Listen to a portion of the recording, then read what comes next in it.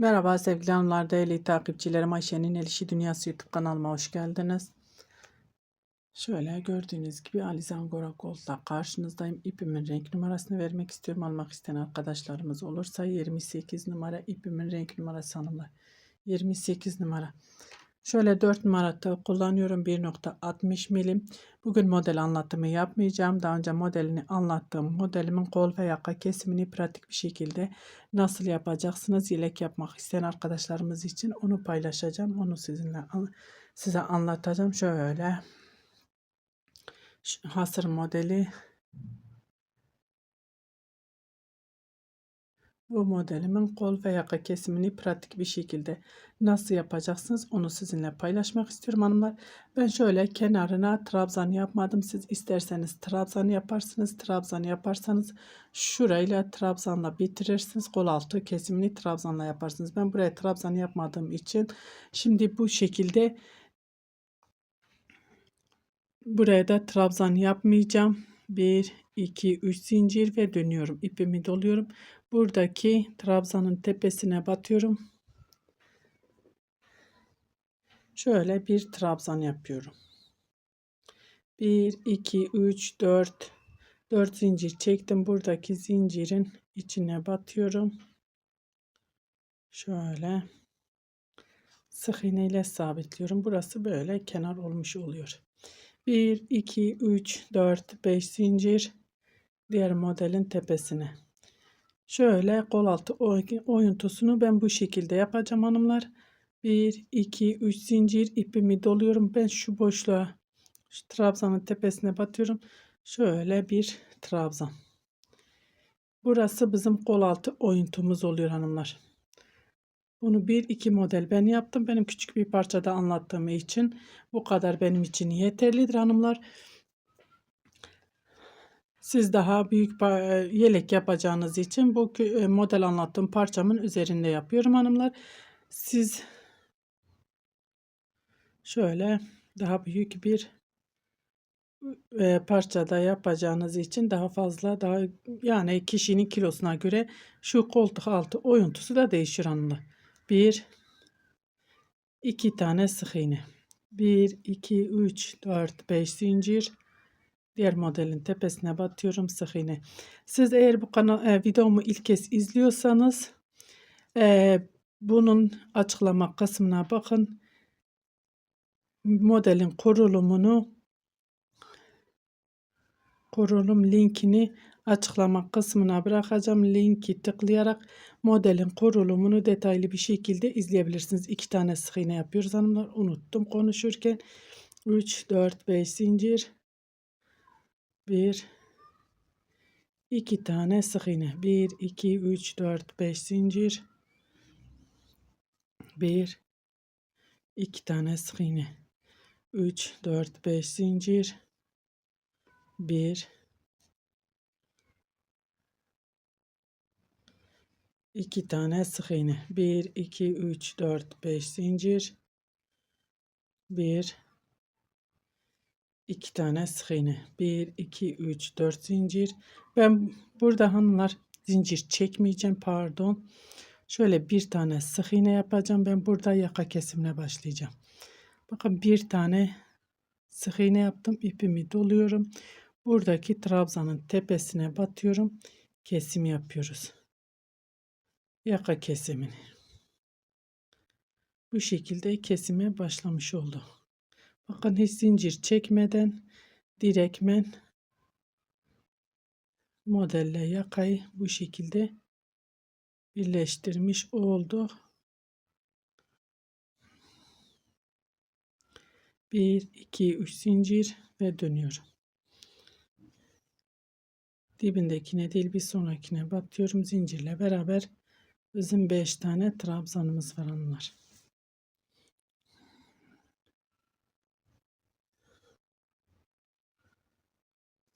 Bir, iki, üç, dört, beş. Sık iğnemizin tepesine batmıyoruz. Şimdi buradan modelimizi atlayacağız. İpimi doluyorum. Buradaki bakın diğer modelin tepesine. Önümdeki ilk sık iğne değil ikinciye batıyorum. 1 2, 3, 4. Bir zincir ipimi doluyorum. Bir önceki sık iğnenin içine geriye dönüyorum. Sık iğnenin içine batıyorum. 1, 2, 3, 4. Hiç zincir çekmiyoruz. İpimi doluyorum. Birinciye değil ikinciye. Sonuncu, bakın önümüzdeki sonuncu sık iğnenin içine. 1, 2, 3, 4. Bir zincir. İpimi doluyorum. Geriye dönüyorum. Bir önceki sık iğnenin içine batıyorum. Tekrar aynı sık iğnenin içine 4 tane trabzan. 1, 2, 3, 4. İpimi doluyorum. Birinci değil ikinci.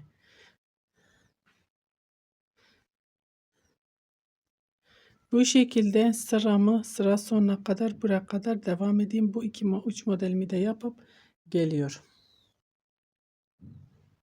Evet hanımlar, kol altına geldim. Burada dönüşümüzü sağlayacağız. Nasıl yapacağız? Modelimi yaptım. Burada bir trabzan vardı. İpimi doluyorum. Trabzanımın tepesine batıyorum. Şöyle 1, 2, üçlü bir trabzan yapıyoruz. Burası artık buradan şöyle burada olduğu gibi dönüşümüzü sağlayacağız. Bir zincir çekiyorum ve dönüyorum. Trabzanımın tepesine sık iğne olarak şöyle batıyorum. 1, 2, 3, 4 zincir. Burada bir zincirimiz var. İçine batıyorum. 1, 2 tane sık iğne. 1, 2, 3, 4, 5 zincir. Diğer modelin tepesine batıyorum. 1, 2 tane sık iğne. 1, 2, 3, 4, 5 zincir. Diğer modelin bir tane zincirimiz var. İçine batıyoruz. 1, 2 tane sık iğne. 1, 2, 3, 4, 5 zincir. Tepeye batıyorum. 1, 2 tane sık iğne. 1, 2, 3, 4, 5 zincir. Tepeye batıyorum. Bir tane sık iğne. İpimi doluyorum ve bakın burada yine kesim yapıyoruz. Burada bir modelimizi bitirdik. Şimdi şöyle batıyorum. Kenar trabzanımı yapıyorum.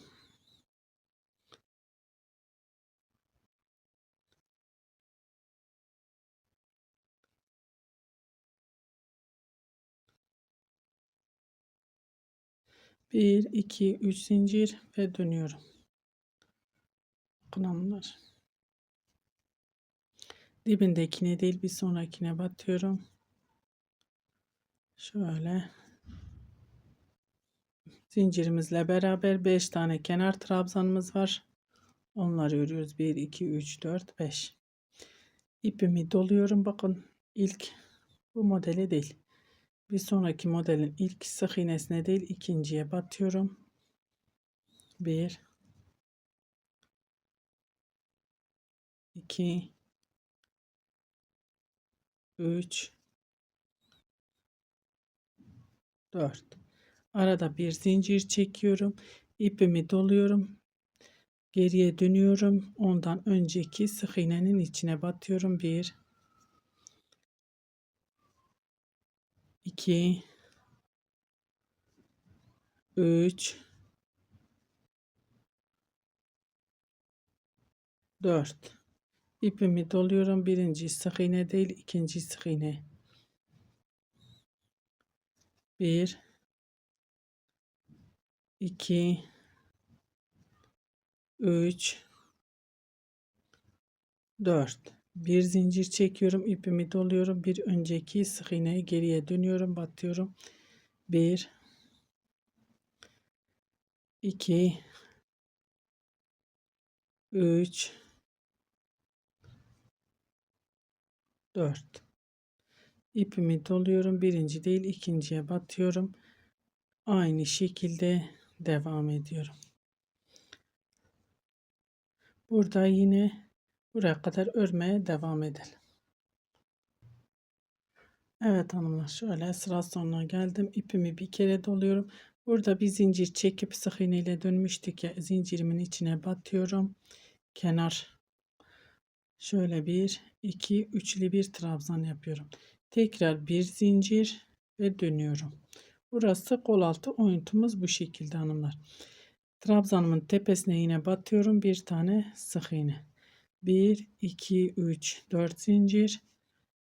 Modelimin arasındaki zincir içine battım. 1, 2 tane sık iğne. 1, 2, 3, 4, 5 zincir. 1, 2 tane sık iğne. 1, 2, 3, 4, 5 zincir. 1, 2 tane sık iğne. 1, 2, 3, 4, 5 zincir. 1, 2 tane sık iğne. Bir tane sık iğne. Burada şöyle bu modelimi de keseceğim. Artık kesimi bitireceğim hanımlar. Bakın modelimin tepesine battım buraya. Kenara batıyorum. Trabzanlarımı yapıyorum. Kenar trabzanlarımı.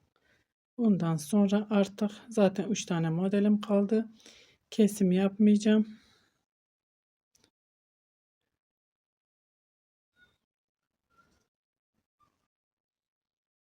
Yaka kesimimizi bu şekilde bitirmiş olduk. 3 tane zincir çekip dönüyorum. 1, 2, 3 modelim kaldı.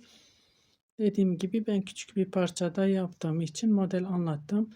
Parçamda kol ve yaka kesimi anlatıyorum. Bunları yelek yapmıyorum. Ve siz bedenleri de istiyorsunuz. Kaç bedene ne kadar zincir çekilir, ne kadar yapılır hanımlar. Gerçekten ben onu bilmiyorum.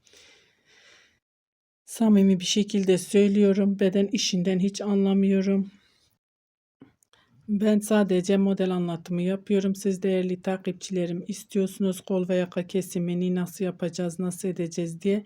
Ben onu yapıyorum, onu biliyorum ama şu beden işinde anlamıyorum. Ben çünkü yelek yaptığım zaman daha çok şöyle sipariş yapmadığım için şöyle söyleyeyim sipariş yapmadığım için ben yani ailedekilere yaptığım için onların bedenine göre yapıyorum. O şekil onlara ölçerek yapıyorum. Şöyle tahmini bir şey yapıyoruz yani. Şöyle pratikte. Beden işini hiç bilmiyorum. Kaç zincir, kaç bedene ne kadar olur, kaç santim olur onu bilmiyorum. Sizi de yanıltmak istemiyorum. Bilmediğim bir şey de biliyorum deyip de siz örersiniz sonra istediğiniz bir şey olmaz.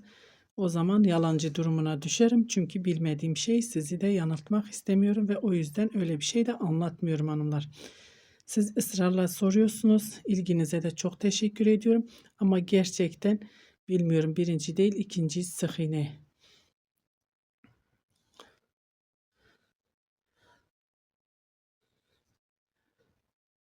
Ben kime yaparsam onun ölçüsünü zincirimi çekiyorum, lastiğimi örüyorum. Beden ölçüsü bedenine göre şöyle ona kıyaslıyorum. O şekil ben örüyorum yani. Ben o şekil örüyorum. Sipariş örmediğim için dediğim gibi yani yanımdaki kişilere ördüğüm zaman o şekil zaten yaptığım için kimin kaç beden olduğu benim için de çok önemli değil. O şekil zaten biliyorum. Sık iğnemizin zincirine battık ve ördük. Bu şekilde kesimimizi de bitirdik. Şimdi düz bir şekilde örmeye devam edeceğim. İpimi doladım. Pardon. Zincirimi çektim. Geriye dönüyorum. Trabzanımın tepesine bir sık iğne. 1, 2, 3, 4 zincir. Zincirin içine 1, 2 tane sık iğne. 1, 2, 3, 4, 5 zincir. 1, 2 tane sık iğne. 1, 2, 3, 4, 5 zincir. 1, 2 tane sık iğne. 1, 2, 3, 4 zincir ipimi doluyorum. Kesimim bitti hanımlar. Normal bir şekilde şöyle yaka trabzanlarımı örmeye devam ediyorum. Şöyle nasıl devam edeceğinizi onu da göstermek istiyorum. Şöyle kesim bittikten sonra aynı şekilde düz bir şekilde örmeye devam ediyorsunuz hanımlar. Dibindekine değil bir sonrakine batıyorum.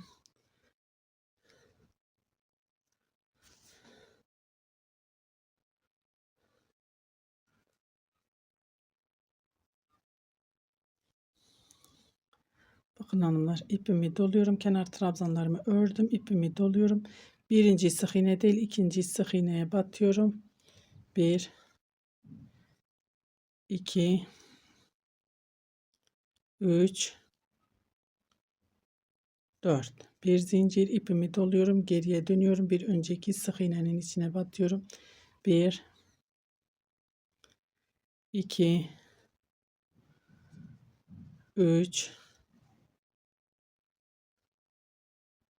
4 ipimi doluyorum, hiç zincir çekmeden diğer modele geçiyorum. İlk sık iğne değil, ikinci sık iğne, sonuncu sık iğnenin içine batıyorum. 1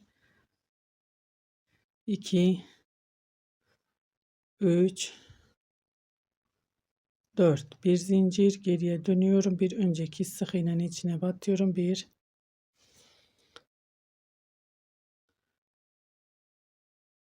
2 3 4 ipimi doluyorum, birinci değil ikinciye batıyorum. 1 2 3 4 bir zincir, ipimi doladım, geriye dönüyorum. 1 2 3 4 ipimi doladım, kenardaki zincirin içine batıyorum ve trabzanımı örüyorum. Şöyle bir iki model daha yapmak istiyorum hanımlar. Yakada kendini gösterecek, ortaya çıkacak. Düz bir şekilde git gel yapacağım. Onu örüp geliyorum. Evet hanımlar, şöyle modelimi ördüm. Gördüğünüz gibi yaka kesimimiz de harika oldu. Bu şekilde kol altı da aynı şekilde. Dediğim gibi ben buraya şöyle trabzan yaptığım için bu şekilde kol altı kesimi yaptım. Eğer burası gibi burada da trabzan yapacaksanız burayı da trabzanla şöyle kapatabilirsiniz. Bakın şöyle yakından göstereyim size yaka kesimimi. Evet hanımlar, umarım anlatabilmişimdir. Beni tercih edip izlediğiniz için teşekkür ederim.